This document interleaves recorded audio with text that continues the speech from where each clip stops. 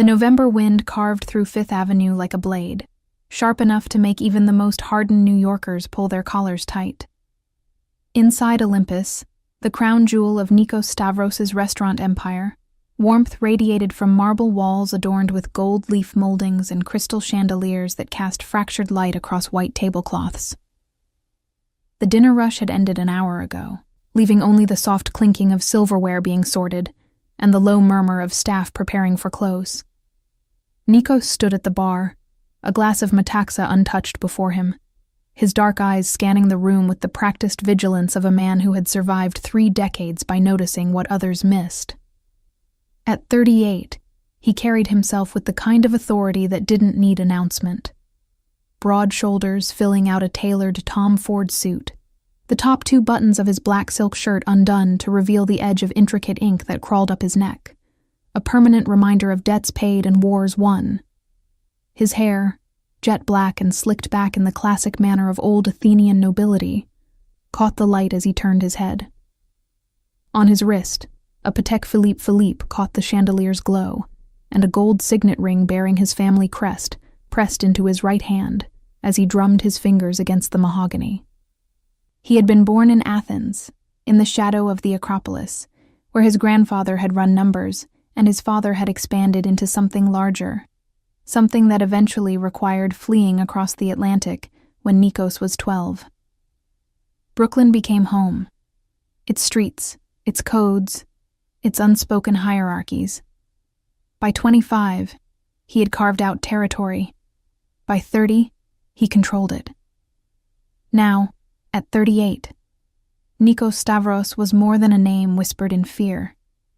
He was an institution, a myth made flesh, the Greek king of an American underworld. But myths, he had learned, were lonely. His attention drifted to the back corner where the new girl worked.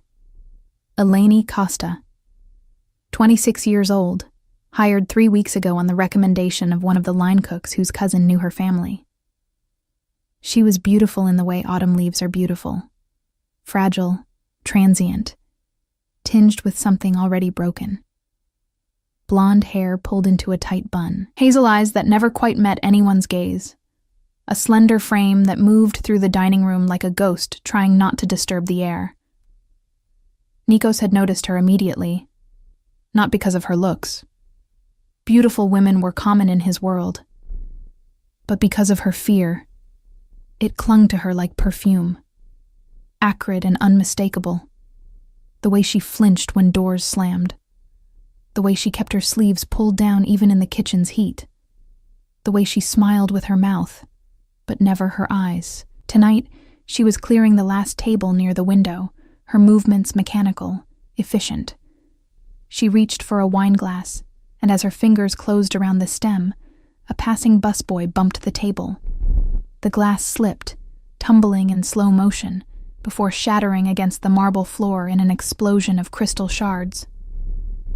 Eleni recoiled as if struck, stumbling backward, her hands flying up to protect her face. A small, choked sound escaped her throat. Not quite a scream, but something worse. Something practiced. The restaurant fell silent. Nikos was moving before he consciously decided to, his expensive shoes crunching over broken glass as he crossed the room. The other staff froze, watching their boss approach the trembling girl with an intensity that made the air feel electric. Eleni. His voice was low, controlled, the Greek accent still present after all these years. Look at me. She shook her head, blonde strands escaping her bun, her whole body rigid with terror. I'm sorry, she whispered in English, then switched to Greek, the words tumbling out in a desperate rush. Signomi, the thexena simvi. I'm sorry, it won't happen again. I'm not angry about the glass, Nikos said, his tone gentler now, though no less commanding. He crouched slightly, bringing himself to her eye level, close enough to see the way her pupils were blown wide with panic. Who are you afraid of? Her lips trembled. She opened her mouth, closed it, opened it again. The other staff had the good sense to find tasks elsewhere, melting into the kitchen and back offices, leaving only the two of them in the dining room's fading light. "If I speak," Eleni finally whispered, her voice barely audible, still in Greek, "he'll hurt me again." The words hung in the air like a verdict. Nikos felt something cold and sharp settle in his chest. Not quite anger, not yet, but the prelude to it. The gathering storm. He had built his empire on violence when necessary, yes, but also on a code. Women and children were not touched. Innocents were not harmed. These were not suggestions. They were law, carved into the foundation of everything he controlled. He straightened to his full height, his expression hardening into something that had made grown men weep. When he spoke, it was with the absolute certainty of a man who had never failed to keep a promise. "Tell me who did it." 4 words. Simple. Final. Eleni looked up at him then. Really looked. Her hazel eyes searching his face for something. Permission, maybe, or protection. Or perhaps just proof that the world could contain men who didn't destroy everything they touched. Whatever she found there must have been enough, because she drew a shaking breath and whispered a name. "Marcus Delano. He's a police officer. Narcotics Division." Nikos's jaw tightened. He knew the name. Everyone in his world knew that name. Delano was a cancer, a cop who used his badge as a weapon and his connections as a shield, rumored to be involved in everything from evidence tampering to the trafficking networks that Nikos had been working to dismantle for the past 2 years. The man was untouchable, or so the streets said. The streets were wrong. "Come with me," Nikos said, offering his hand. Eleni stared at it, at the gold ring, the visible edge of dark ink on his wrist, the strength in those fingers that could both build empires and tear them down. After a long moment, she placed her small, trembling hand in his. And with that simple touch, both their fates were sealed. The apartment Nikos took her to wasn't his primary residence. That penthouse in Tribeca was too exposed, too well known to both allies and enemies. Instead, he brought Eleni to a safe house in the financial district, a 19th floor corner unit with bulletproof windows and a security system that would make the Secret Service envious. The interior was sparse, but comfortable. Cream-colored walls, minimalist furniture, a kitchen stocked for extended stays, and a view of the Manhattan skyline that looked like a circuit board of lights against the night. Eleni stood in the center of the living room, her arms wrapped around herself, still wearing her work uniform, black pants and a white button-down that was 2 sizes too large, probably borrowed or bought secondhand. In the apartment's soft lighting, Nikos could finally see what the restaurant's ambiance had hidden. A purple bruise that disappeared beneath her collar, the slightly swollen quality of her left cheekbone, the way she held her right arm as if protecting broken ribs. Rage moved through him like lava, slow and inevitable. "There are 2 bedrooms," he said, his voice carefully neutral as he removed his suit jacket and draped it over a chair. The movement revealed more of the tattoos that covered his arms and chest, a labyrinth of Greek symbols, Orthodox crosses, and names of the fallen written in elegant script. "The one on the right is yours. I'll take the left. The kitchen is fully stocked. If you need anything, clothes, medicine, anything, write it down and I'll have it delivered." Eleni nodded, but didn't move, her eyes tracking him with the wariness of a wild animal confronted by something unknown. "Why are you helping me?" The question came out hoarse, as if her throat was still recovering from screaming. Nikos paused in the act of rolling up his sleeves, meeting her gaze directly. "Because you asked. Because you were brave enough to say his name." He finished with the cuffs and moved to the kitchen, pouring 2 glasses of water from the filtered pitcher in the refrigerator. He handed her one. "And because men like Marcus Delano don't get to exist in my city." "Your city?" A ghost of something, maybe defiance, maybe humor, flickered across her face. "I thought this was everyone's city." You haven't been here long enough to understand how things work." He leaned against the counter, the water glass dwarfed by his large hands. "New York has many kings. I'm just one of them. But my kingdom has rules, and rule number 1 is simple. The strong don't prey on the weak. When they do, they answer to me." She took a small sip of water, her throat working as she swallowed. "He said if I ever told anyone, he'd kill my parents. They live in Astoria, above the bakery on Ditmars Boulevard. He knows where they sleep, what time my father opens the shop, which window my mother likes to sit by in the afternoon." Her voice cracked. "He has people watching them." "Not anymore." Nikos pulled out his phone, typing a quick message. "As of 10 minutes ago, your parents have protection. 2 of my best men are outside their building right now, and 2 more will arrive within the hour. Delano's watchers will find themselves suddenly unemployed, permanently." Eleni's eyes widened. "You can do that? Just like that? I can do a lot of things." He pocketed the phone. "The question is, are you ready for what comes next? Because once I start dismantling Marcus Delano, there's no going back. He'll realize you talked. He'll realize I'm coming. And he'll do everything in his power to hurt you before I finish him." She was quiet for a long time, staring into her water glass as if it held answers. When she finally looked up, something had shifted in her expression. The fear was still there, but beneath it lay a foundation of steel that Nikos recognized, because he had forged the same steel in himself decades ago, in the Brooklyn streets where weakness meant death.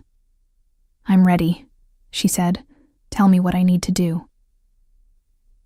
Over the next 3 days, the safe house became a war room. Nikos brought in his most trusted advisors: Andreas, his second in command, a bear of a man with a scar bisecting his left eyebrow; Sophia, his intelligence specialist, who could hack into anything with a power source; and Father Dimitri, an Orthodox priest who served as both spiritual counsel and surprising tactical genius, having survived the Yugoslav wars before immigrating to America. They gathered around the dining table, laptops and documents spreading across its surface like a paper infection. Eleni sat in the corner, wrapped in one of Nikos's hoodies. It hung on her like a dress, watching as the people who ran Brooklyn's underworld plotted the downfall of a corrupt cop.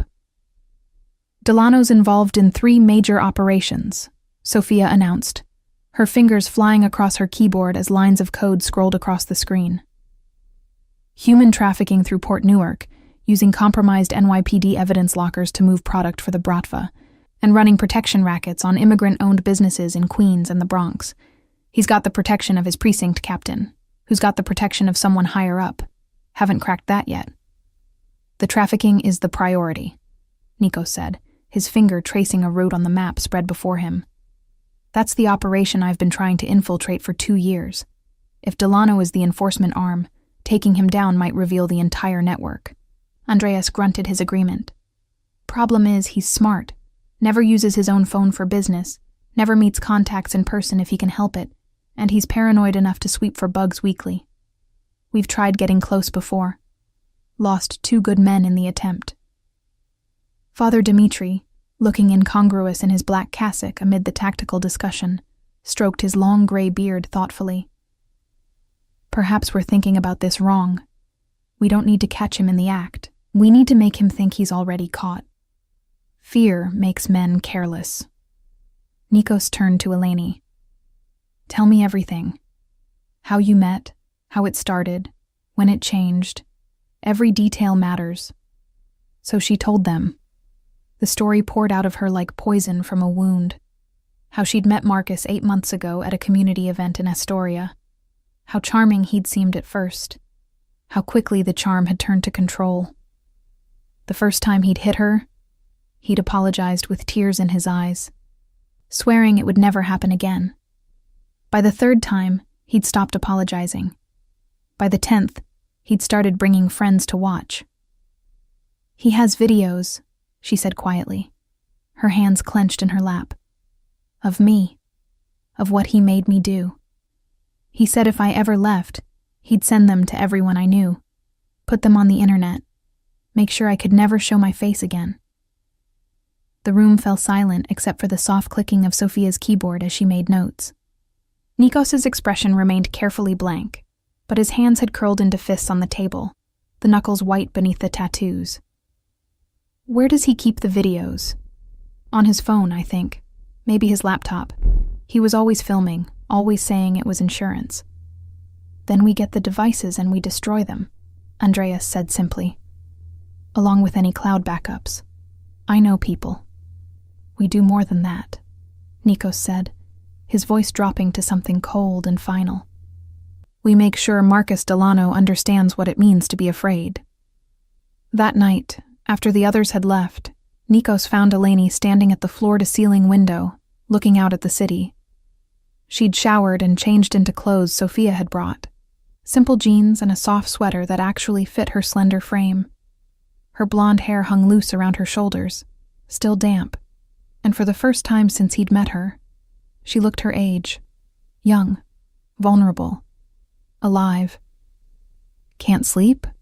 he asked, approaching slowly, careful not to startle her. She shook her head. "Every time I close my eyes, I see him.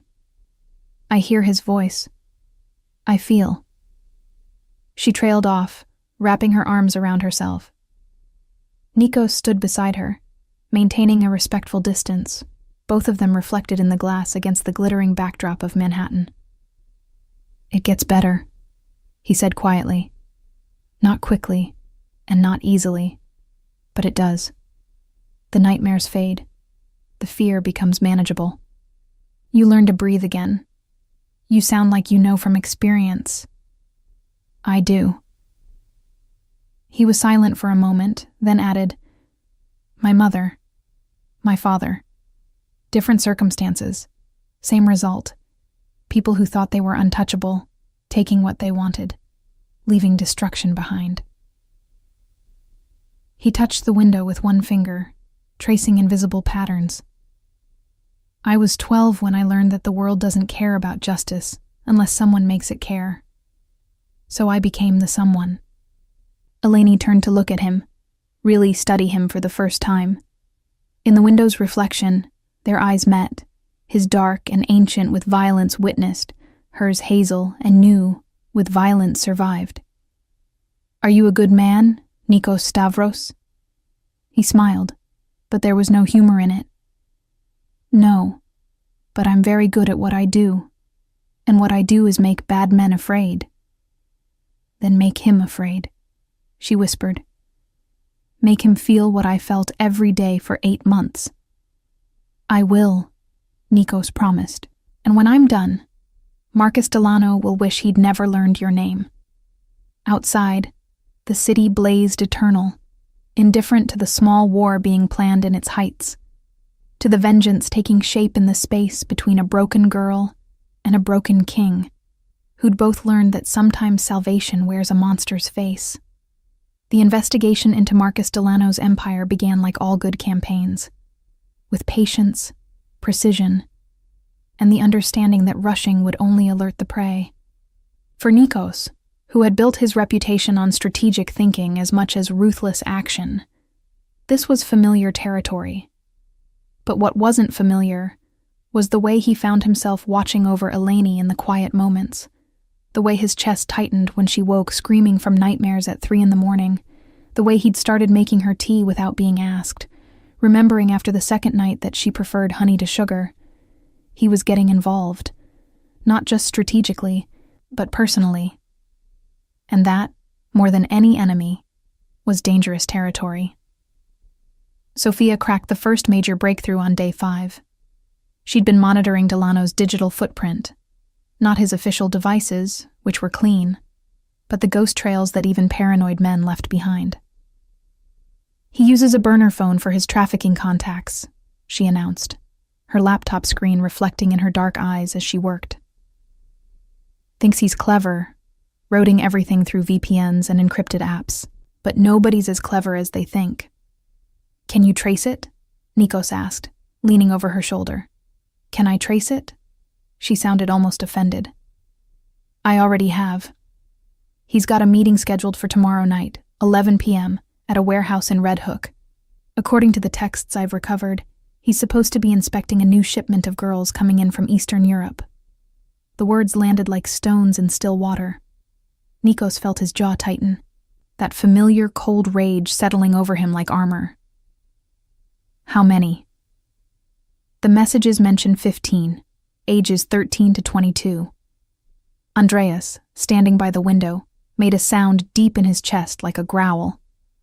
Even Father Dmitri, who'd seen the worst of humanity during the Balkan conflicts, crossed himself and muttered a prayer in Serbian.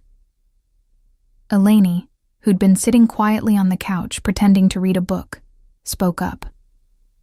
You're going to stop it. It wasn't a question.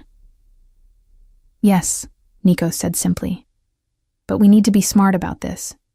If we just raid the warehouse, we save those girls but lose the chance to dismantle the entire network. We need to follow the chain all the way up. Let him think the delivery went through, Sophia suggested, her fingers already flying across the keys. I can fake the confirmation texts, make it seem like the girls were picked up and distributed. Then we track where he thinks they went and find his buyers. And the actual girls? Eleni's voice was sharp, cutting through the tactical discussion. While you're playing spy games, what happens to them? Nikos met her eyes. We get them out first, quietly, before Delano ever arrives. Then we stage the scene to make it look like the pickup happened as planned. The girls go to a safe location. I have contacts with federal agencies who specialize in this, people I trust. They'll be cared for, protected, given asylum if they want it. Why do you have contacts with federal agencies? Eleni asked, suspicion evident in her tone. I thought people in your position avoided law enforcement. Most do, Nikos acknowledged, but I'm not most people. I have an understanding with certain individuals in certain departments.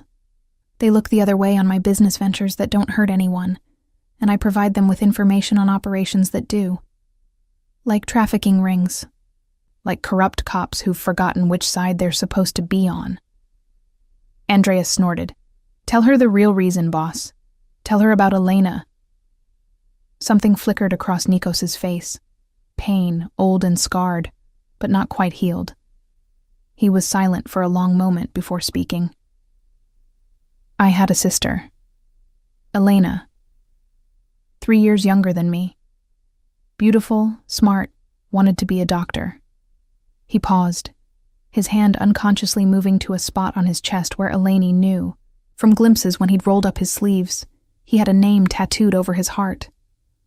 When she was 17, she was taken, grabbed off the street in Astoria on her way home from school. The men who took her were part of a trafficking ring connected to a corrupt INS official who targeted immigrant families, knowing we wouldn't go to the police. Eleni's breath caught. What happened? I found her 3 days later, or what was left of her. His voice was flat, emotionless in the way that meant the emotion was too big to express. We got her to a hospital, but the damage was done. She survived physically, mentally. He shook his head. She moved to Greece 6 years ago. Lives in a monastery on Crete. She doesn't talk.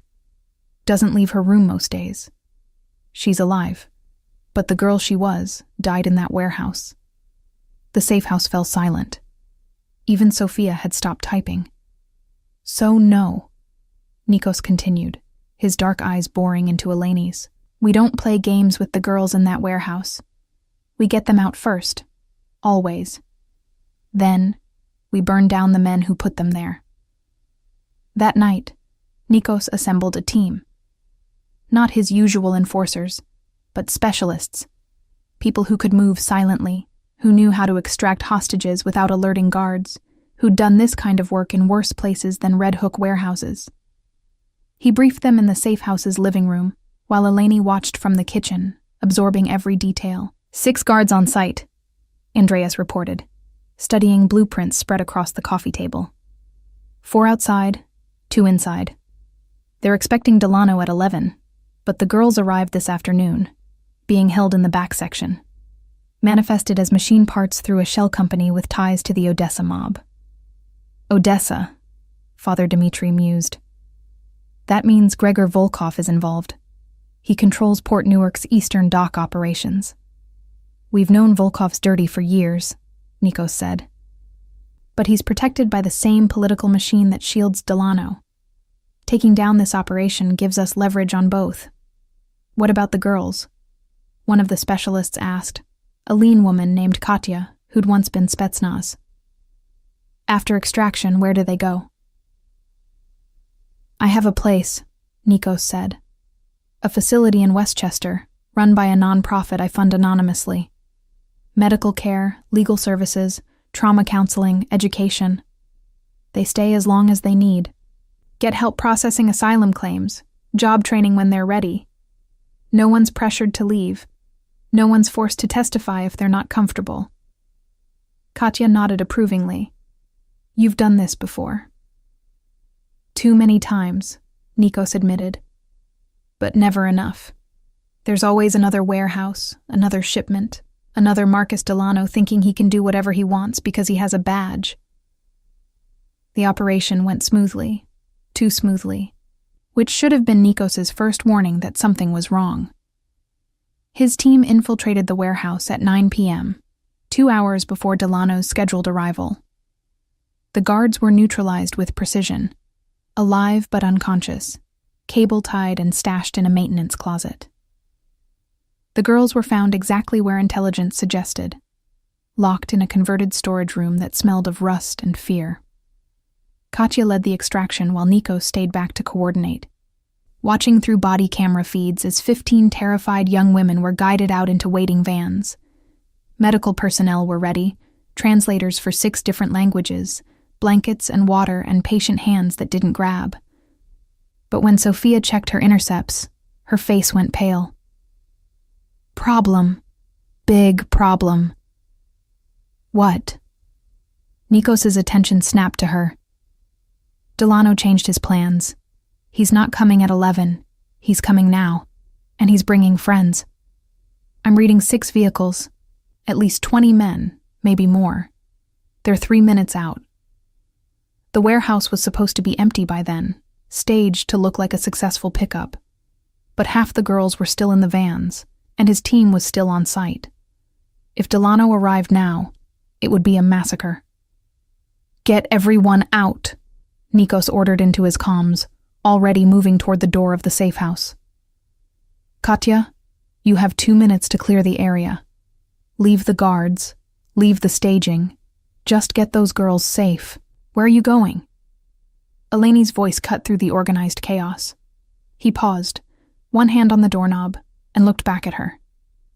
The girl who'd been afraid to break a wine glass now stood with her chin raised, fear in her eyes, but determination in the set of her jaw. I'm going to buy them time. Then I'm coming with you. Absolutely not. He knows my voice, she insisted. He knows how I sound when I'm scared. If you need to delay him, to make him think everything's normal, you need me. Every instinct Nikos possessed screamed at him to refuse, to lock her in the safe house and go alone. But she was right, and they both knew it. Time was a luxury they didn't have. Stay behind me, he finally said. Do exactly what I tell you, when I tell you. And if I say run, you run. Understood? She nodded, already grabbing a jacket. As they raced through Manhattan toward Red Hook, Nikos made a call he'd hoped to avoid. The phone rang twice before a familiar voice answered. This is a surprise, Stavros. You only call when you need something illegal. Hello, Detective Chen, Nikos said calmly, though his Mercedes was doing 90 down the FDR drive. How would you like to be the one who busts the trafficking ring your department's been investigating for 3 years? There was a long pause. I'm listening. Red Hook, Pier 41, Warehouse 7. Marcus Delano is about to walk into what he thinks is a trafficking pickup. 15 victims already safe. But he's bringing 20 armed men, and some of my people are still on site getting the last civilians clear. I need SWAT. I need them now. And I need them to come in quiet until I give you the signal. And in exchange? In exchange, I hand you Delano, Gregor Volkov, and everyone connected to this operation. Full evidence packages, testimony from victims, financial records that Sophia's been compiling for months. Everything you need to make this stick in court. Another pause. I'll have units rolling in 5 minutes. But Stavros, if this is a setup... It's not. Check your secure email in 30 seconds. Sophia's sending you the proof now. He ended the call and glanced at Eleni in the passenger seat. She was pale but steady, her hands clasped in her lap. Last chance to stay in the car when we arrive. Not a chance, she said quietly. They reached the warehouse district as Delano's convoy was pulling up. 6 black SUVs that screamed either law enforcement or organized crime, which in this case amounted to the same thing. Nikos parked his Mercedes in the shadows between buildings, killing the engine and pulling Eleni down below the dashboard. "Listen to me very carefully," he said, his voice low and urgent. "In about 90 seconds, my people will be clear, and SWAT will have the perimeter surrounded. But Delano's going to go inside first, expecting to find his shipment. When he realizes something's wrong, he'll either run or start shooting. I need you to call him. Tell him you're inside. Tell him you're scared. Tell him you ran from me and you need help. Draw him deeper into the warehouse, away from the exits." "You want me to use his abuse against him?" Eleni said, understanding immediately. "You want me to pretend I'm still his victim?" "Yes. And I hate asking you to do it, but it might be the only way to get him isolated enough for law enforcement to take him without casualties." She was quiet for a moment, staring at the warehouse where, days ago, 15 girls had been held in exactly the kind of hell she'd escaped. Then she pulled out her phone, the same one Delano had given her, that Sophia had cloned and monitored, and dialed his number. It rang 3 times. Then his voice, smooth and cruel, filled the car's interior on speakerphone. "Eleni, I was wondering when you'd come crawling back." Nikos watched her face as she answered, watched her transform into the frightened woman Delano expected, and felt something crack in his chest at how easily she could slip back into that role, how much practice she'd had pretending to be smaller than she was. "Marcus, please," she whispered, her voice breaking perfectly. "I'm sorry. I'm so sorry. I made a mistake. He found me, the man from the restaurant. He brought me here and locked me in, but I got away." "Where?"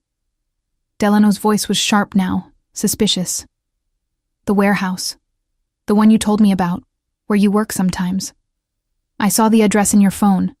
I didn't know where else to go." A pause. "Please don't be angry. I'll do anything. Just don't hurt my parents." Through the windshield, Nikos watched Delano exit his SUV, gesturing for his men to fan out, but the corrupt cop himself was moving toward the warehouse entrance, drawn by the sound of his victim's fear like a shark to blood in the water. "Stay where you are," Delano ordered into the phone. "I'm coming to get you. And Eleni, when I find you, we're going to have a long conversation about loyalty." The call ended. Eleni's hands were shaking, but her eyes were hard. "How long?" 2 minutes. Then Chen's team moves in. Nikos checked his watch, monitoring the SWAT positions through updates from Sophia. "You did perfectly. He's going in alone. Thinks his men will secure the perimeter." "What if he finds me before the police arrive?" "He won't," Nikos said with absolute certainty. "Because I'll be there first." The warehouse interior was a cathedral of shadows and steel, vast enough to swallow sound, cold enough that breath turned to frost. Nikos moved through it like a predator in its natural habitat, his expensive shoes silent on concrete, every sense attuned to the space around him. Behind him, maintaining exactly 12 feet of distance as instructed, Eleni followed with a grace born of 8 months of learning how to be invisible, how to not provoke, how to survive. They could hear Delano now, his footsteps echoing in the emptiness, his voice calling out with false sweetness that made Eleni's skin crawl. "Come out, baby. I'm not angry. I know you were scared. We'll go home. We'll talk it through. Everything will be fine. The words were so practiced, so familiar. How many times had she heard variations of that lie? How many times had she believed it in those early days, before she learned that his version of fine meant bruises hidden under long sleeves? Nikos raised a hand, signaling for her to stop. They'd reached the back section of the warehouse, where industrial shelving units created a maze of corridors and hiding spots. Perfect for an ambush. Perfect for forcing Delano into a position where SWAT could take him without risking crossfire. Now, Nikos whispered, nodding to her. Eleni took a breath and called out, making her voice small and frightened. Marcus, I'm here. I'm sorry. Please don't hurt me. The footsteps stopped, then came faster, eager. Where, baby? Keep talking so I can find you. By the blue containers, she said, using the description Nikos had given her. I'm scared. There was so much blood earlier. What happened here? Just business. Delano's voice was closer now, maybe 20 yards away. Nothing for you to worry about. Come on out and we'll leave, just you and me. But Nikos had positioned them perfectly. As Delano rounded the corner between shelving units, he found himself in a dead end. A wide corridor with no exits except the way he came. And there, standing in the shadows, was the Greek mafioso he'd been hearing rumors about for years. Nikos Stavros in the flesh, all 6 feet 2 inches of tailored menace, his dark eyes reflecting what little light penetrated this far into the warehouse. And beside him, no longer cowering but standing tall, was Eleni. Delano's face went through several expressions in rapid succession. Surprise, confusion, understanding, and finally rage. His hand moved toward the weapon holstered at his hip, but Nikos was faster, producing a Glock 19 from inside his jacket with the ease of long practice. I wouldn't, Nikos said calmly. Your friends outside are currently being arrested by every SWAT team in Brooklyn. Detective Chen says hello, by the way. She's very grateful for the evidence we provided. You can't touch me, Delano snarled, but there was fear in his eyes now, the same fear he'd cultivated in others for so long. I'm a police officer. You'll go to prison just for pointing that gun at me. Will I? Nikos sounded almost amused. Tell me, Officer Delano, do your superiors know about the trafficking ring you've been running through Port Newark? Do they know about the protection money you've been collecting from every immigrant business in Queens? Do they know about the women you've hurt? You have no proof. Actually, Sophia's voice crackled over the comm system Nikos wore, audible enough for Delano to hear. We have all of it. Every text message, every financial transaction, every video you thought you'd encrypted, including the ones of Eleni. They're already in federal custody, by the way. Your insurance policy just became evidence. Delano's face went white. His eyes locked on Eleni, and in them she saw the realization that his victim had become his downfall. You bitch, he breathed. You actually think you've won? Do you know what I'll do to you? What I'll do to your family? You'll do nothing, Nikos interrupted, his voice dropping to something cold and final. Because in approximately 30 seconds, SWAT is coming through that door to take you into custody. And after that, you'll spend the rest of your life in a federal prison where your badge means nothing and everyone knows you're a trafficker. Do you know what inmates do to cops? Do you know what they do to cops who hurt women and children? The color drained further from Delano's face. Outside, they could hear shouting, the organized chaos of a tactical team moving into position. But before anyone could move, Delano made his choice. His hand finally cleared his holster, bringing his service weapon up in a movement born of training and desperation. Nikos was already moving, pushing Eleni behind a steel pillar as the first shot rang out, the sound deafening in the enclosed space. But Nikos didn't return fire. Instead, he simply waited as SWAT came crashing through the doors, as red laser sights painted Delano from a dozen different angles, as the corrupt cop found himself surrounded with his weapon drawn on a civilian. Drop it! The command came from multiple throats at once. For a moment, Delano seemed to consider suicide by cop. His hand tightened on his weapon, his jaw clenched. But then survival instinct won over pride. The gun clattered to the concrete. As SWAT moved in to cuff him, Delano looked past them to where Eleni stood protected by Nikos's body, and he smiled. A cold, cruel expression that promised this wasn't over. "You think you're safe now? You think taking me down ends this? There are others. There will always be others. And one day, when you're not expecting it..." "That's enough." Detective Chen appeared, taking personal custody of the prisoner. She looked at Nikos and nodded once. Acknowledgement, not friendship, but something like mutual respect between people who operated on opposite sides of the law, but occasionally wanted the same things. "We'll need statements from both of you. But not tonight. Tonight, get her somewhere safe." As they led Delano away, still spitting threats and curses, Eleni felt her legs give out. All the adrenaline that had kept her upright through the confrontation drained away at once, leaving her trembling violently.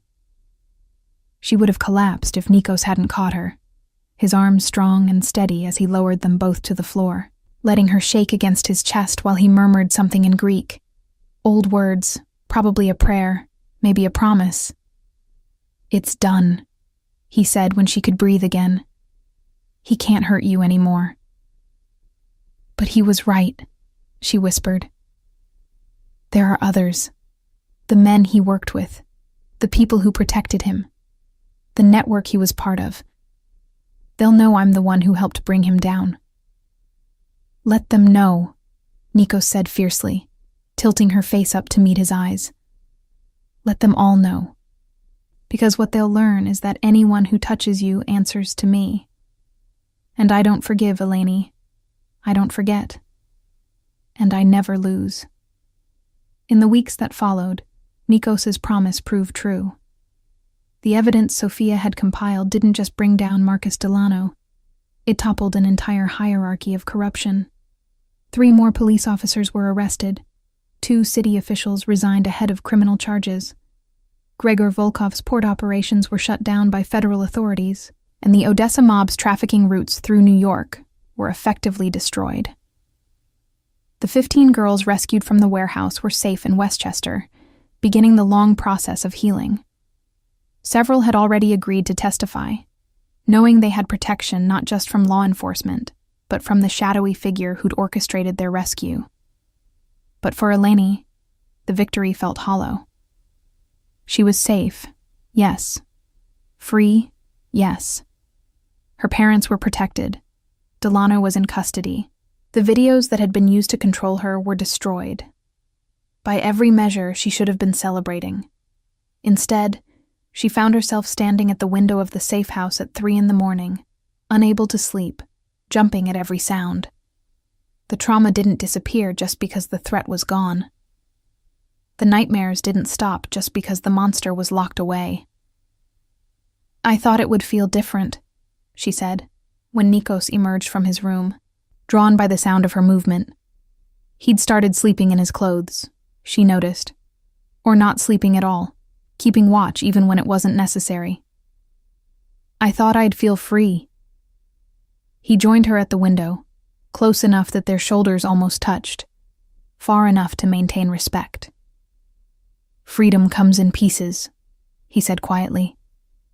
"You don't win it all at once. First, you're free from the immediate danger. Then free from the fear of him showing up. Then free from the nightmares, from the flinching, from the voice in your head that sounds like his voice. It takes time." "How much time?"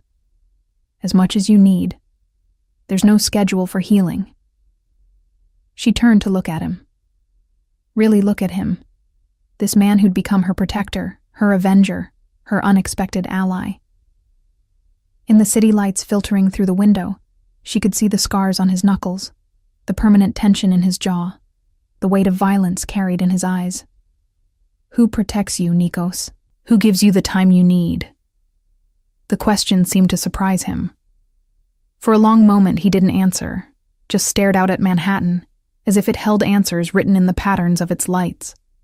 Finally, he said, "I don't get protected. I'm the one who protects. That's the role I chose." "That's not a role," Eleni said softly. "That's a prison. Just a different kind than mine." Something flickered across his face. Recognition, maybe, or pain, or the acknowledgement of a truth he'd been avoiding for years. Before he could respond, his phone buzzed. He pulled it out, frowning at the screen. "What is it?" Eleni asked. "Message from Chen. Delano made bail." The words hit like a physical blow. Eleni felt her breath stop, her chest tightening with resurgent fear. "How? You said he'd stay in custody. You said—" "Someone with serious money and connections posted it," Nikos interrupted, his voice tight with controlled fury. "Someone who doesn't want him talking. Which means either they're going to try to get him out of the country, or—" He didn't finish the sentence, but he didn't need to. "Or they're going to kill him," Eleni finished, "to keep him quiet about who else is involved." "Yes." Nikos was already moving, gathering his jacket, checking his weapon. "Which means we have maybe 12 hours before he disappears one way or another. I need to find him first." "Why?" The question stopped him. Why does it matter? Whether he runs or dies, either way he's gone. Either way, I'm safe. Nikos turned back to her, his dark eyes intense. "Because he's the key to everyone else. Because if he disappears, the people who protected him, the ones higher up the chain, they walk away clean. And then they do it again with someone else, and another girl ends up standing where you're standing, wondering if she'll ever feel safe." He paused. "And because if he runs, there's always the chance he comes back. I don't leave loose ends, Eleni, not when they threaten people I care about." The last words hung in the air between them, neither quite acknowledging what he'd just admitted. "Then I'm coming with you," she said. "No. You need me. If you're going to find him, you need someone who knows how he thinks, where he'd go, who he'd turn to. I lived with him for 8 months, Nikos. I know his patterns."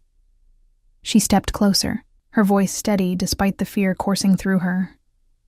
"Besides, you said I'm free. Let me prove it. Let me choose to hunt him instead of hiding from him." Nikos studied her face, seeing the determination there, the steel core that had been there all along beneath the fear. Making a decision he knew he'd probably regret. He nodded. "Get dressed," he said. "We leave in 5 minutes. And Eleni? Stay close to me.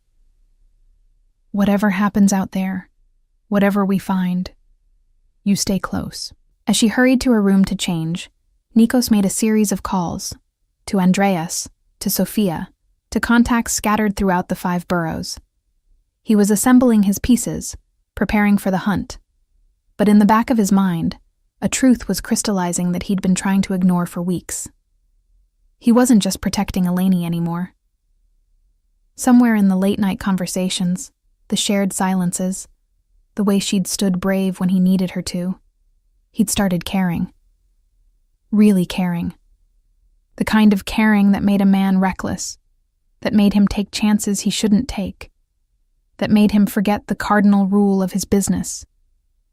Never get emotionally involved. But it was too late for that warning. He was already involved, already invested in a way that went far beyond professional protection. And as he watched her emerge from the bedroom wearing jeans and a dark jacket, her blonde hair pulled back, her hazel eyes clear and focused, he realized something that should have terrified him, but somehow didn't. He was falling for her. For this survivor who'd become a fighter, this victim who'd become a partner, for the woman brave enough to face her abuser one more time if it meant stopping him forever. Outside, dawn was beginning to break over Manhattan, painting the sky in shades of amber and rose. It should have been beautiful. Instead, it felt like a countdown, somewhere out there, Marcus Delano was free and dangerous, and the hunt was about to begin. They found Delano's first safe house by mid-morning, a rent-controlled apartment in Washington Heights, registered under a dead man's name. Sophia had tracked it through utility payments that showed usage patterns inconsistent with the official tenant's supposed death date 3 years earlier. It was the kind of detail only someone with her obsessive attention to digital trails would notice. The thread that, when pulled, unraveled the whole tapestry. But when Nikos and Andreas breached the door, they found the apartment empty. Not just empty, sanitized. No furniture, no personal effects, nothing except the ghost of bleach smell and a burn mark in the middle of the floor where someone had recently destroyed documents. He was here, Andreas confirmed, running a finger along the windowsill and coming up with fresh dust. Left maybe an hour ago, still warm footprints in the carpet. Nikos stood in the center of the room, turning slowly, reading the space the way a priest reads scripture. Eleni watched him work from the doorway, seeing the intelligence behind his reputation, the reason he'd survived decades in a world where most men died young and violent. He's running, Nikos said finally. But he's not running smart. Look at this place. He burned papers instead of taking them. That means he either doesn't have time for proper document disposal, or he's panicked enough to make mistakes. Or both. Sophia's voice crackled through the comms everyone wore. I've got something. Checked his credit cards like you asked. All declined or frozen. No surprise there. But his lawyer made a cash withdrawal this morning. $20,000 from a Chase branch in Midtown. That's running money. And where would he go with $20,000 and a murder charge waiting for him? Andreas mused, moving to check the bathroom. Eleni spoke up from the doorway. Atlantic City. 3 heads turned toward her. He used to talk about it, she continued, stepping into the apartment properly. Said he had friends there from his Navy days, people who didn't ask questions. He'd disappear for weekends sometimes, come back with casino chips in his pockets, and that smile he got when he'd gotten away with something. She paused, remembering. He said once that if things ever went sideways, Atlantic City was where you went to become someone else. Nikos pulled out his phone, dialing. Sophia, check all Atlantic City-bound transportation. Buses, trains, car rentals. Flag anything matching his description. On it. But boss, if he's smart, he ditched his phone and he's paying cash. We might not... Wait. The sound of rapid typing. Got something. Bus depot security camera near Port Authority 20 minutes ago. Man matching Delano's build bought a ticket to Atlantic City under the name Michael Donovan. Paid cash. Bus doesn't leave for another 90 minutes. Which terminal? Nikos was already moving toward the door. South Wing, Gate 17. But Nikos, if you grab him in Port Authority, it's going to be messy. Too many civilians, too many cameras. NYPD will be all over you. We're not grabbing him there, Nikos said, his mind already working through scenarios. We let him get on the bus. Andreas, I need you to get ahead of that route. Take the turnpike, fast. Sophia, which stops does that bus make? Newark, Edison, then straight through to AC. The Edison stop, Nikos decided. Sophia, can you trigger a maintenance issue that forces the bus to make an extended stop there? Can I... Boss, that's a new level even for me. You're asking me to hack into New Jersey transit system and fake a mechanical problem. I'm asking you to do your job. A long pause, then a sigh. Give me 30 minutes. I'll make it happen. As they raced back to Nikos's Mercedes, Eleni felt the adrenaline from earlier returning, sharpening her senses, making every detail vivid. They were really doing this, hunting a man through 3 states, bending rules and breaking laws, all to ensure justice was served. It should have terrified her. Instead, it felt like reclaiming something she'd lost, some agency over her own story. The drive to Edison took 45 minutes with Nikos behind the wheel, the Mercedes eating up the turnpike with predatory speed. Andreas had already arrived, positioning himself and 2 other men at the rest stop, where Sophia would force the bus to pull in. Father Dmitri, improbably, was there too. His battered Honda Civic parked near the restrooms, the priest himself sitting on a bench reading a Bible, every inch the harmless old man. "The bus will arrive in 8 minutes, Sophia reported. "I've triggered a false engine warning that'll force a stop. The driver will need to run a manual diagnostic, which I've made intentionally confusing. Should buy you 30 minutes before they can continue." "And the cameras?" Nikos asked, pulling into a parking spot with clear sight lines to where the bus would stop, looping footage from yesterday.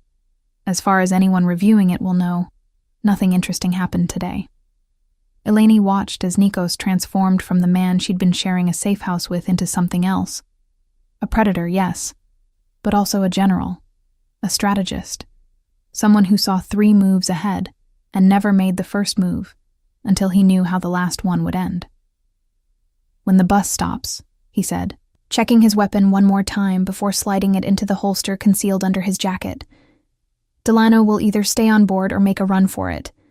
If he stays, we wait until he disembarks at Atlantic City and take him there, where Sophia has friends in the local PD who owe us favors. If he runs, he'll run," Eleni interrupted. "He always runs when he's scared, and right now, he's terrified." She was right.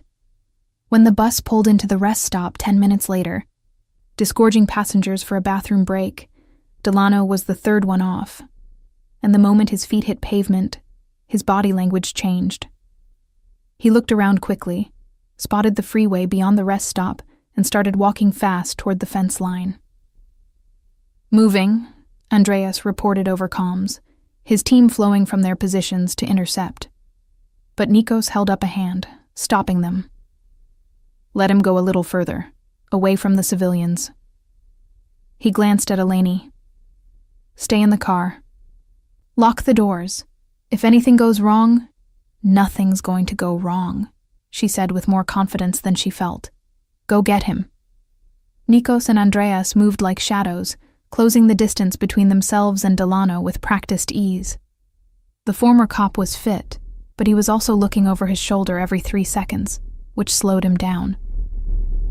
By the time he reached the fence at the edge of the rest stop property, Nikos was 10 feet behind him. "Hello, Marcus."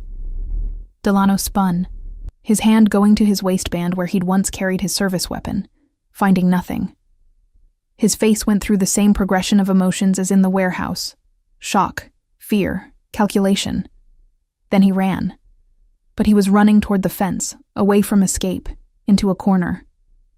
Andreas cut off the angle to the left. One of the other men appeared on the right, and Father Dmitri, moving with surprising speed for a man his age, blocked the path back to the rest stop. "Nowhere to go," Nikos said calmly, approaching at a walk. "It's over." "Over?" Delano laughed, the sound jagged and desperate. "You have no idea what you've done. Do you know who I work for? Who I'm protected by? They'll kill you, Stavros. They'll kill everyone you care about. That girl in your car, what's her name, Eleni? They'll make her wish she'd never been born." Nikos's expression didn't change, but something cold and final settled over him. "You're going to stop talking now. Or what? You'll kill me? Here? In broad daylight?" Delano's confidence was returning now that he'd noticed the lack of weapons drawn. "You can't touch me. I'm still a cop. You hurt me, and you'll have every law enforcement agency in the tri-state area hunting you. Your empire will burn." "My empire has survived worse than you," Nikos replied. "And I'm not going to kill you, Marcus. That would be too easy, too clean." He pulled out his phone, showing the screen to Delano. On it was a video compilation.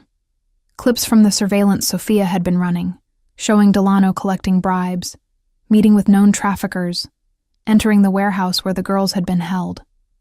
And other videos, older ones, showing what he'd done to Eleni, to others before her. "This goes to the FBI in exactly 1 hour," Nikos said, "along with financial records, witness testimony, and a complete breakdown of your protection network. Everyone you worked with, Everyone who shielded you. They all go down. Unless. Unless what? Delano's voice was hoarse. Unless you get on the phone right now and call your lawyer. Tell him you're ready to cooperate with federal prosecutors. Full disclosure, no immunity deals, no negotiations. You give them everything. Names, dates, operations, the whole structure. You testify against everyone above you in the chain. Nikos paused. And you publicly apologize to every woman you hurt, starting with Eleni. You're insane. No, I'm giving you a choice. Take it, and you'll spend 20 years in prison, maybe 30 if you're unlucky. But you'll be alive. You'll be safe. And maybe, eventually, you'll become a better man than you are right now. Nikos stepped closer, his voice dropping.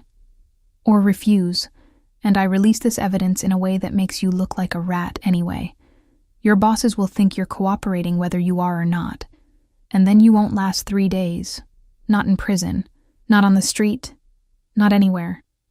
Your protection disappears the moment they think you might talk. It was a beautiful trap, Eleni thought from the car, watching through the window.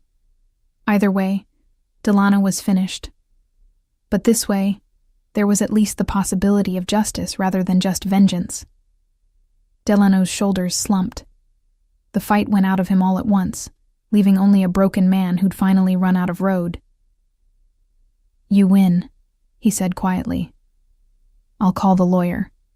As Andreas secured Delano's hands with zip ties, for everyone's safety, and Father Dimitri began making calls to arrange the transfer to federal custody, Nikos returned to the car. He slid into the driver's seat and sat there for a moment, not starting the engine, just breathing. It's really over, Eleni said, and she could hear the wonder in her own voice. He's going to prison. The people he worked with are going to prison, and I get to live. You get to live, Nikos agreed. He turned to look at her, and in his eyes she saw exhaustion and relief, and something else, something that made her breath catch. What will you do now? You're free, Eleni, really free. You can go anywhere, be anyone. The question hung in the air between them, weighted with implications neither was quite ready to examine. In the past few weeks, they'd built something in that safe house. A partnership, yes, but also a connection that went deeper than strategy and protection. Late-night conversations about childhood in Greece and Brooklyn, about dreams deferred and losses mourned.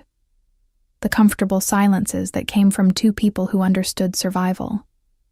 The moments when their hands would brush reaching for the same coffee pot. The way his face softened when she woke screaming, and he brought her tea without being asked. I don't know yet, she admitted. I spent so long just trying to survive. I forgot to think about what comes after survival.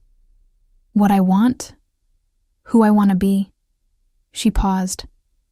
What about you? What does Nikos Stavros do when he's not saving damsels in distress? He smiled at that, a real smile that reached his eyes. I was never very good at the quiet life, but lately, I've been thinking maybe it's time to try. I'm 38, Eleni. I've built an empire. I've won the wars that mattered. I've kept my family's honor alive in a new country. Maybe there's more to life than being the king of Brooklyn. Like what? Like... He hesitated, then seemed to make a decision. Like opening that restaurant I've always talked about. Not Olympus. That's for the tourists and the business meetings. Something smaller, more personal. Real Greek food, the kind my Giagya made. A place where people come not because they're afraid of me, but because they want to be there. That sounds perfect, Eleni said softly. What would you call it? I don't know yet. I'll figure it out when I find the right partner to run it with me. His eyes met hers. Someone who understands what it means to start over. Someone brave enough to build something new. The implication was clear, hanging in the air like a question he wasn't quite ready to ask, and she wasn't quite ready to answer. Not yet. not when the dust hadn't even settled from the battle they'd just won. But someday, maybe, when the nightmares faded and the fear receded, and they could both look at each other without seeing victim and savior, but just two people who'd survived their own hells and found each other on the other side. "I should get you back to Manhattan," Nikos said finally, starting the engine. "You've had a long day." "We both have." She settled into the seat, watching New Jersey scroll past. "Nikos, thank you. For everything. For believing me. For protecting me. For giving me a chance to fight back. I'll never forget." "Don't," he interrupted gently. "Don't thank me yet. We still have work to do. Depositions to give, trials to sit through. This isn't over. It's just beginning the next chapter. The boring part, with lawyers and courtrooms, and reliving trauma for juries. Will you be there?"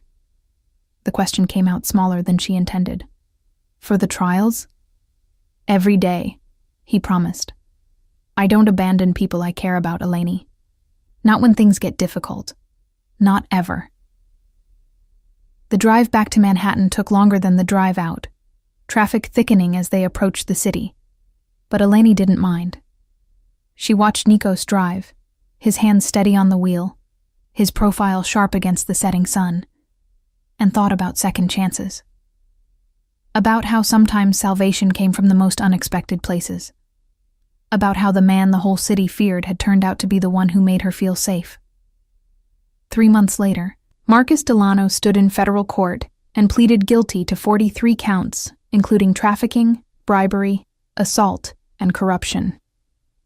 His testimony brought down 7 other police officers, 2 city officials, and exposed connections to trafficking networks operating in 12 states.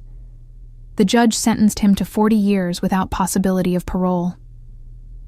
Eleni attended every day of the trial, sitting in the gallery with Nikos beside her.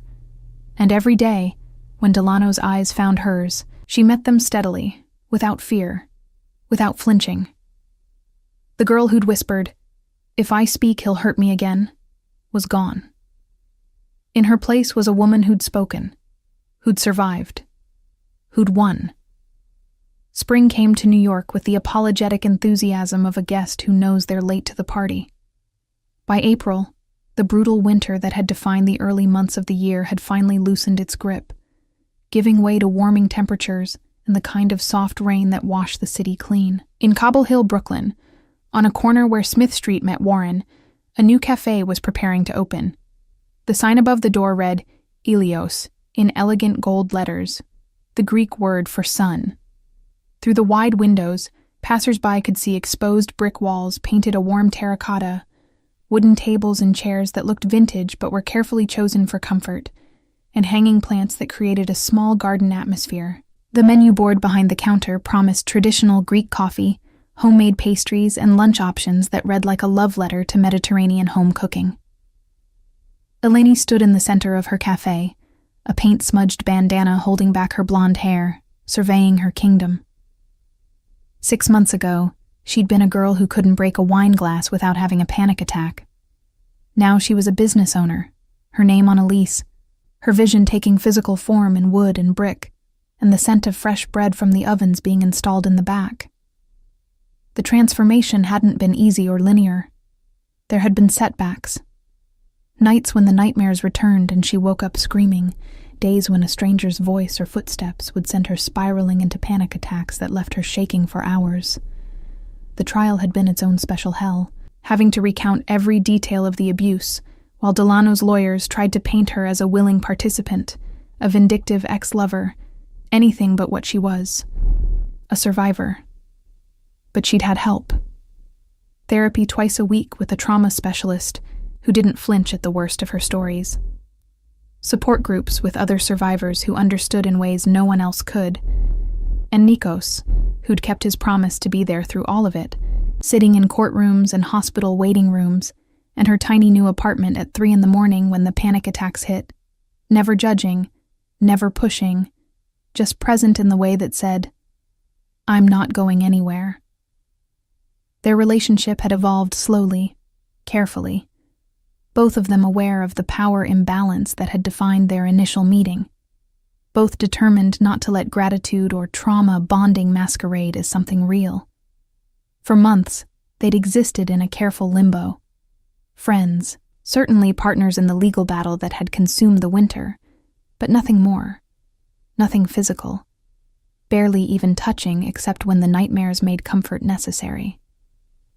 But gradually, as Eleni healed and found her footing, as the fear receded and her natural personality emerged from beneath the layers of trauma, something had shifted.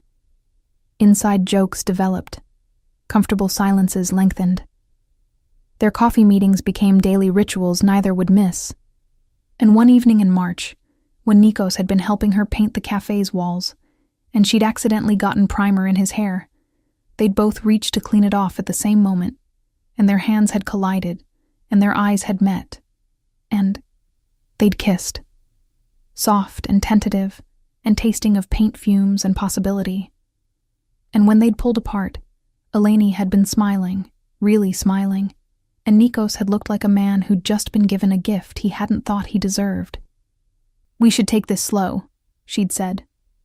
"As slow as you need," he'd agreed. And they had. No rushing, no pressure. Just the careful building of something real between two people who'd both learned that the quick and passionate often burned out. But the slow and steady could last forever. Now, on the eve of Ilios's opening, Eleni heard the cafe's door open and turned to see Nikos entering with 2 cups from the coffee shop down the street. Their ritual for the past month, since Ilios's machines weren't operational yet. He'd dressed down today, jeans and a black sweater instead of his usual suits, though he still wore the Patek Philippe and the gold ring that marked him as who he was. The tattoos on his neck were fully visible, no longer hidden beneath dress shirt collars.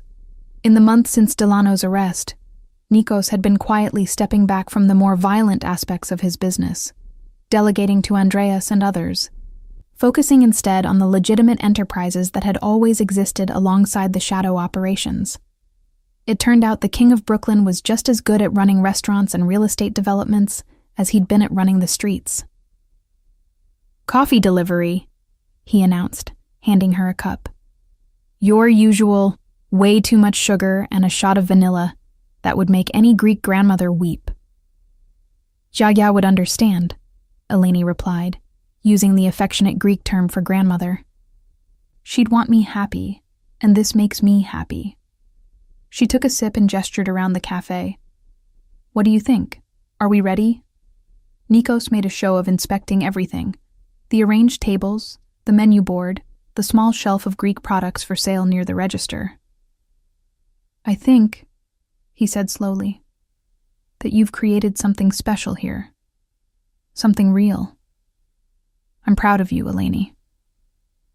The word settled over her like a blessing. "I couldn't have done it without you.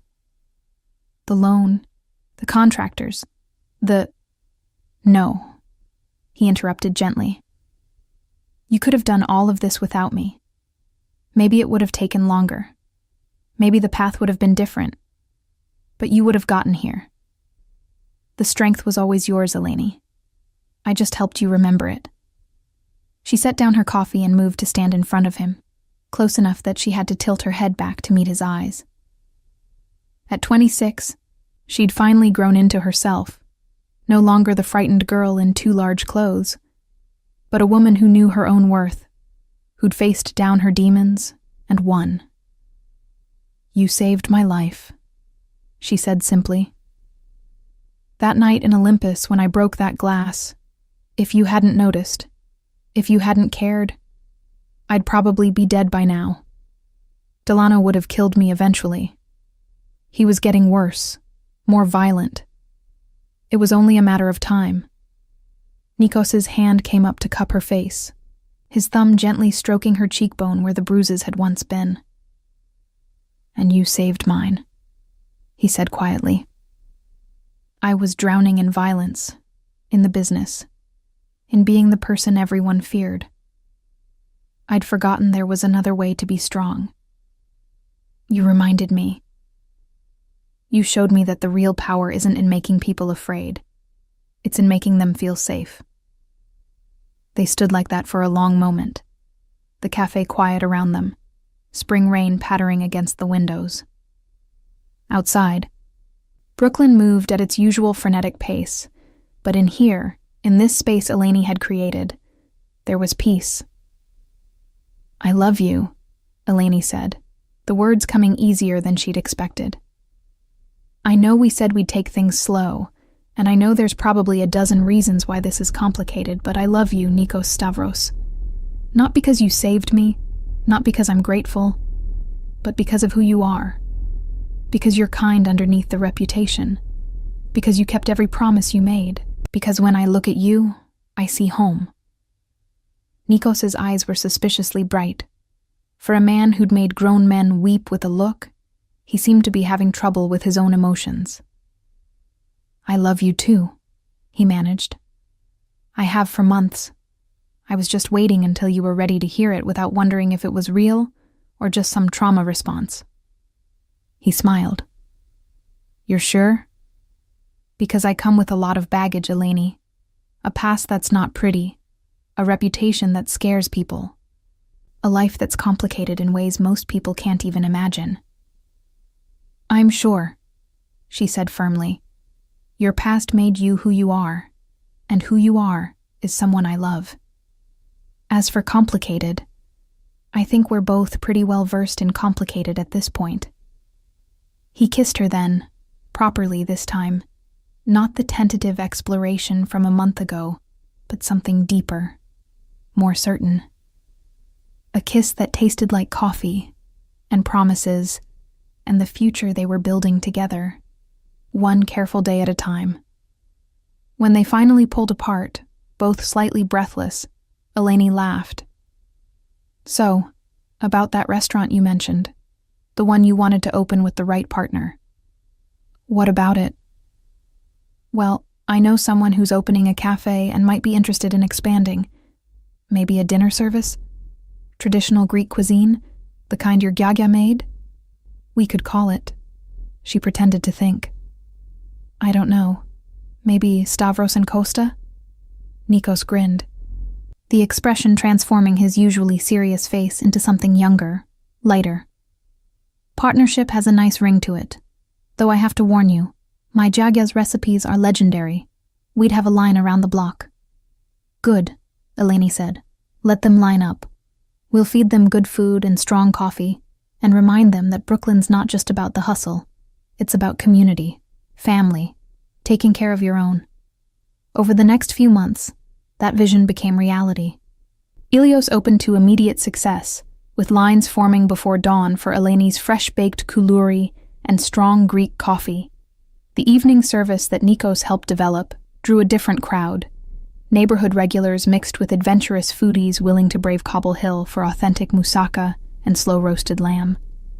But what made Ilios special wasn't just the food, it was the atmosphere, the feeling that you'd walked into someone's home rather than a commercial establishment. It was the way Eleni remembered regular customers' names and orders, the way Nikos could be found most mornings at the corner table by the window, laptop open, running his legitimate business empire while keeping a protective eye on the cafe and the woman who owned it. It became known as a safe place, for Greek immigrants seeking a taste of home, for young women who needed a quiet space away from the world's harshness, for anyone who needed proof that second chances existed and happy endings weren't just for fairy tales. One morning in late summer, Eleni looked up from the espresso machine to see a familiar face. Detective Chen stood at the counter, no longer in her usual professional attire, but casual clothes, off-duty. "Detective?" Eleni greeted her with a smile. "The usual?" "Just Chen is fine when I'm not working," the detective replied. "And yes, please, your coffee is the only thing that gets me through morning shifts." As Eleni prepared the drink, Chen said quietly, "I wanted you to know.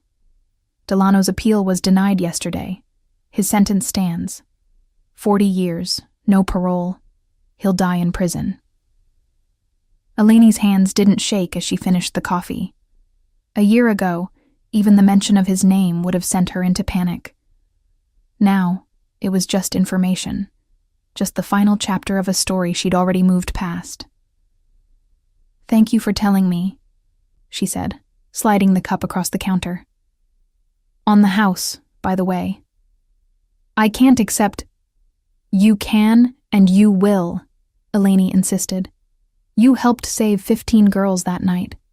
You helped put away not just Delano, but an entire corruption network. The least I can do is give you free coffee for life." Chen smiled, accepting the drink. "How are you doing? Really?" "I'm good," Eleni said, and realized she meant it. "Some days are harder than others, but mostly, I'm good. I have the cafe. I have people who care about me. I have a future I'm excited about. That's more than I ever thought I'd have." "And Stavros?" Chen asked, glancing to where Nikos sat in his usual spot, currently in what looked like a heated phone conversation in Greek. "That's working out?" "It is," Eleni confirmed. "I know from the outside it probably looks strange, the mafioso and the girl he saved, but it's not like that. We're partners, equals. He doesn't see me as someone who needs protecting anymore, and I don't see him as my savior. We're just two people who found each other at the right time." Chen nodded thoughtfully. "For what it's worth, I've seen a change in him too. Word on the street is that Stavros has gone soft, that he's not the man he used to be. They mean it as criticism, but I think it's the highest compliment you could pay someone. That they grew, that they changed, that they became more than what violence made them." After Chen left, Eleni brought a fresh coffee to Nikos's table and slid into the chair across from him. "Chen says Delano's appeal was denied." "I know," Nikos said. "Andreas told me this morning. How do you feel?" "Relieved, closed, like I can really move forward now without looking over my shoulder." She reached across the table, lacing her fingers through his. The gesture was comfortable now, natural, no longer tentative. "I was thinking." "Dangerous hobby," he teased, "about expanding. Not just dinner service here, but maybe another location. Something in Queens, near where I grew up. A place for the community, like Ilios, but maybe with a focus on job training. Hiring people who need second chances." Nikos's eyes lit up. "I love it. And I know the perfect location. A building on Ditmars Boulevard that just became available. It's actually next to your parents' bakery." "Really?" Eleni's face broke into a huge smile. "That would be perfect. We could call it Helios," they said simultaneously, then laughed. "The sun god to Ilios' son," Nikos explained. "Bigger, bolder, but still connected. A family of restaurants." "A family," Eleni repeated, liking the sound of it. "Speaking of which, and don't panic when I say this, but have you ever thought about actual family? The kind with kids and school plays and—" "I have," Nikos interrupted gently. "But only if you want that. I'm 41 now, Eleni. I've lived a life that most people would call full, even if it was violent. If children are in our future, I'd be honored. If not, I'm happy with exactly what we have." "I want it," she admitted. "Not right now. I want to get the second cafe established, and I want us to have more time just being us. But someday, a daughter maybe, or a son, someone we can teach to be strong but gentle. Someone who grows up knowing that family isn't just blood. It's the people who show up when things get hard."